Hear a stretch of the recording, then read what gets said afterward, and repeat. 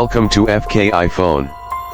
Today, we are looking at the Nokia 235, a budget-friendly phone for 2025 that brings back simplicity while adding modern features. If you are tired of overpriced smartphones, this one might be worth checking out. Starting with the features, the Nokia 235 is designed for those who want a phone that focuses on the basics. It comes with a long-lasting battery that can easily last for days on a single charge. The display is a compact non-touch screen with clear visibility even under sunlight.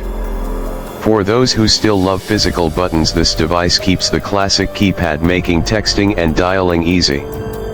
It supports dual SIM cards, allowing users to switch between networks effortlessly. There is a built-in FM radio and MP3 player for entertainment, plus expandable storage to keep your favorite songs and photos. It even includes a basic rear camera for quick snapshots. Looking at the exterior, the Nokia 235 sticks to the classic candy bar design with a sturdy plastic build. It is lightweight and fits comfortably in the hand, making it ideal for everyday use. The keypad is well spaced and easy to press, ensuring a smooth typing experience.